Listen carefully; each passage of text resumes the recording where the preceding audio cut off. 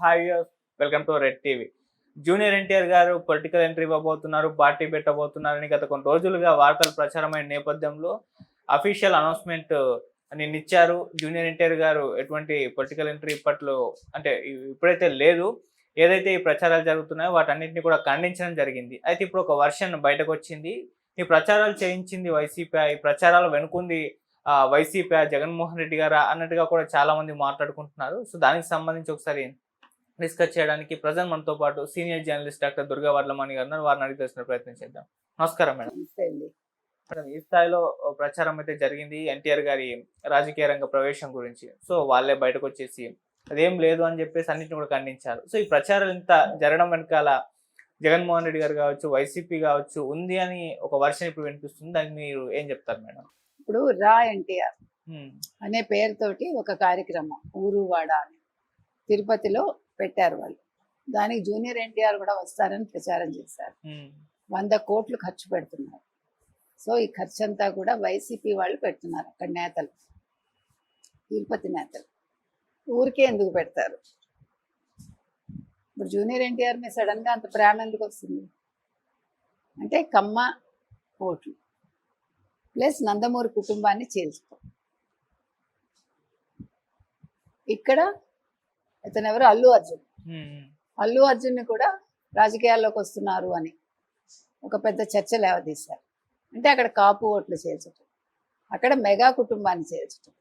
So 2 పెద్ద కుటుంబాలను, ఇండస్ట్రీకి సంబంధించి రాజకీయాలకు సంబంధించిన 2 కుటుంబాలను చేల్చటమే లక్ష్యంగా జగన్మోహన్ రెడ్డి పావులు కదిపాడు. కానీ బూమెరాంగ్ అంటే ఆయన ఈ మధ్య కాలంలో ఏం చేసినా తిరిగి ఆయనకే కొడతాం. దేశంలో అన్ని చేంజ్ అయ్యాయి, మీ నగలు కూడా చేంజ్ చేయండి. మీ పాత నగకు గ్రాముకి 150 రూపాయలు ఎక్స్ట్రా పొంది కొత్త నగలు తీసుకోండి. అదే తక్కువ తరుగుకు మీ లలితలో మాత్రమే. కాపుల్ని విడదీయాలనుకున్నాడు అతను. ఎవడు ప్రశ్న జోసెఫ్ని ప్రయోగించాడు, పవన్ కళ్యాణ్ని తిట్టించాడు, ఇక్కడ తెలంగాణలో కూడా తిట్టించాడు. ఏమైంది? ఇవాళ ప్రశ్న జోసెఫ్ అనే అతను జైల్లో ఉన్నాడు. అతని వెనకాల గమన. ఈ గమన ఎవరు అనేది ఇప్పుడు బయటకు వచ్చింది. అంటే ఎక్కడికక్కడ అన్నీ కూడా నిజాలు బయటకు వస్తుంది. సో రా ఎన్టీఆర్కి సంబంధించి ఎవరైతే అనౌన్స్మెంట్ ఇచ్చారో దానికి సంబంధించి జూనియర్ ఎన్టీఆర్ అఫీషియల్ టీమ్ తరఫున ప్రకటన అయితే వచ్చింది. జూనియర్ ఎన్టీఆర్కి రా ఎన్టీఆర్కి సంబంధం లేదు. ఆ సంస్థకి మాకు ఎటువంటి సంబంధం లేదు. వాళ్ళు ఏ ప్రకటన చేసినా మాకు అసలు సంబంధం లేదు.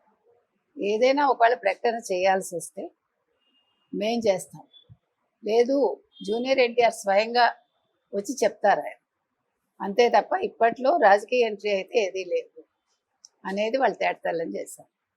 అదేవిధంగా ఇతను ఎవరు? అల్లు అర్జున్ తరఫున కూడా అది కూడా వైసీపీ కుట్ర అనేది తేలి.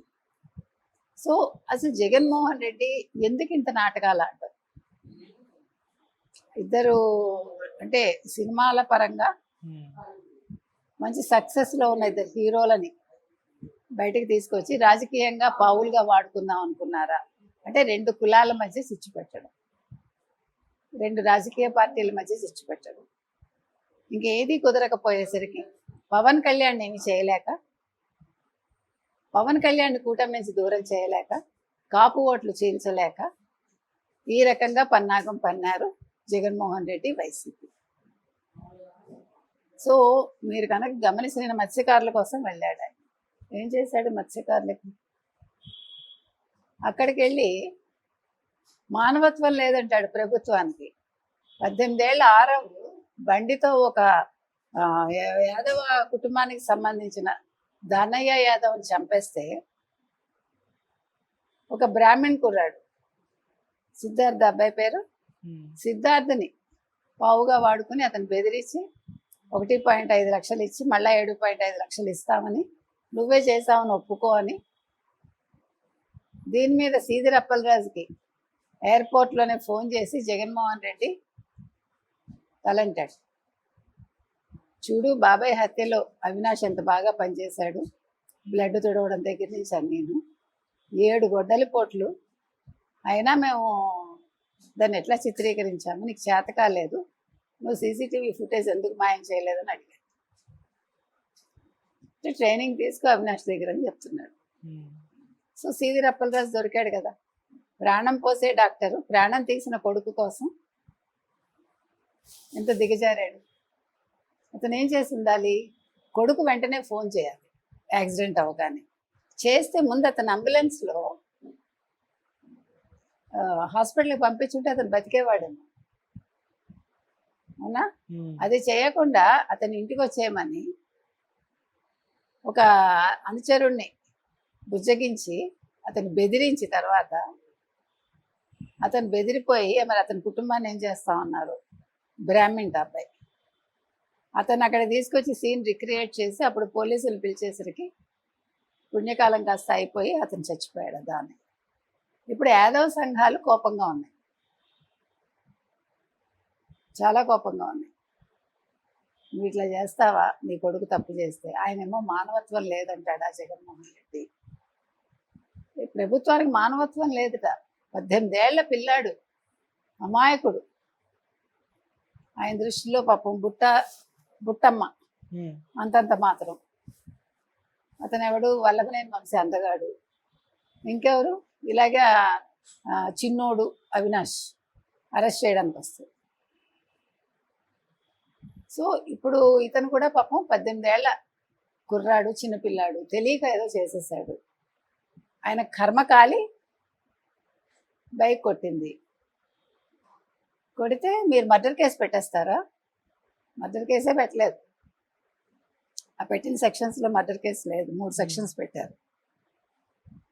అంటే చంపేస్తే పర్వాలేదు, గుర్తుపెట్టుకోండి. జగన్మోహన్ రెడ్డికి సంబంధించిన వాళ్ళు చంపితే ఏమీ పర్వాలేదు. ఆయన నిజంగా ఆయన హయాంలో జరుగుంటే సీదిరి అప్పలరాజు కొడుకు చక్కగా ఇంటికి వెళ్ళిపోయాడు, అవునా?